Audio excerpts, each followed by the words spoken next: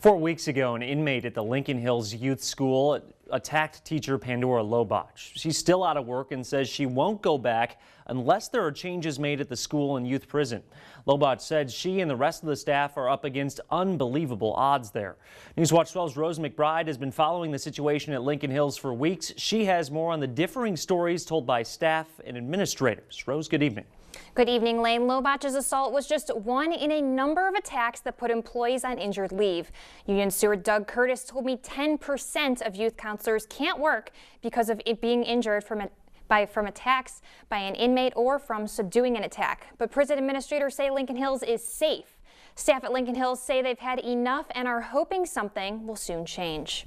Right now, I fear for my life ever going back to my job. July 1st, 2017 is a date that Cal Teskey will never be able to forget. They got in my face. They told me to get out of their way. They're going to take me down. Teskey was supervising lunchtime for one of the units at Lincoln Hills. He noticed one of the inmates working in the kitchen was offering better food to his friends.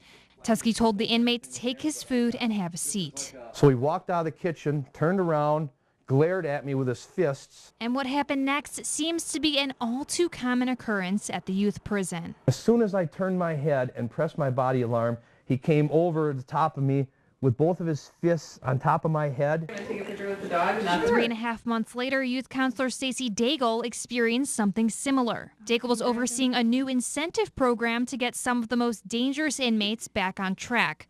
One inmate decided he would rather be in restrictive housing, which includes some solitary confinement, than taking part in the program. And he said, I'm either going back to Krieger, which is the restrictive housing unit, for you, and he pointed to my partner, and he said, or for you. And then he just hauled off with a closed fist and punched me in the side of the head. Teskey and Daigle say after their assaults, the inmates were only punished by being sent to a restrictive housing unit.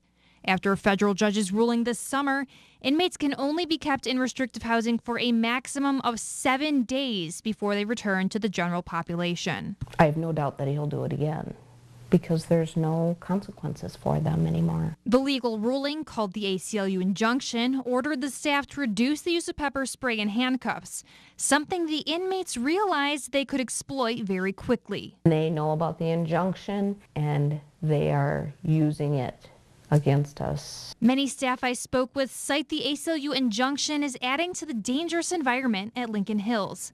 But they all cited the same thing as a catalyst. In my opinion, Act 10. The brakes came off when Act 10 was enacted. The Walker administration came in, they came up with Act 10, they took our union rights away, and next thing you know, everything started going downhill since then. Act 10 was introduced in 2011.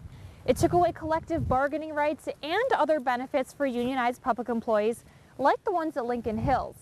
That meant that staff had less ability to negotiate for certain working conditions. Staff here at Lincoln Hills regularly work 16-hour shifts. Employees say problems have been building since the implementation of Act 10. But combined with the ACLU injunction this July, well, It's a perfect storm. Doug Curtis retired a year ago after working for 20 years at Lincoln Hills. The dangerous environment was a major reason he left when he did. He still represents the prison's union workers and worries about them. It's only a matter of time before someone gets killed up there. The Department of Corrections has taken steps to try to ensure the safety and security of its employees. The Secretary of the DOC met with the staff last month to hear their concerns and come up with some solutions. The ultimate goal is always to never have a staff member injured. Never have staff feel unsecure. 2 weeks later, Litcher and the DOC called for a lockdown of the facility.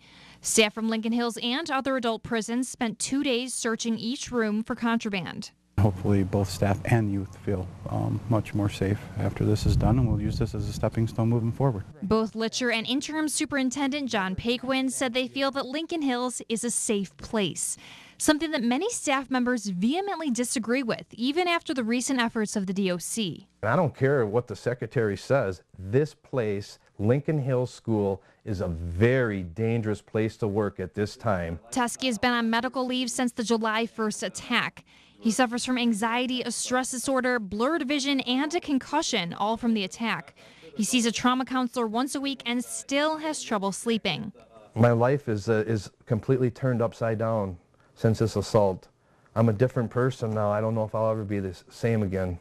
When he first started as youth counselor at Lincoln Hills 19 years ago, Teskey said that is exactly what he was, a counselor. Every night when I left there, I felt like I touched a person's heart, and maybe he'll go back out into the world and actually make it. 19 years later, he says everything is different. Now, there's only one thing that Teskey says will bring him back to work. Change. Stacey Daigle says she will return to work. It's a job she says she was born to do. She likes to maintain order, work with kids, and develop new programs. But first and foremost, she wants to see control return to Lincoln Hills. Staff say better training, shorter work shifts, and more power to discipline inmates could help.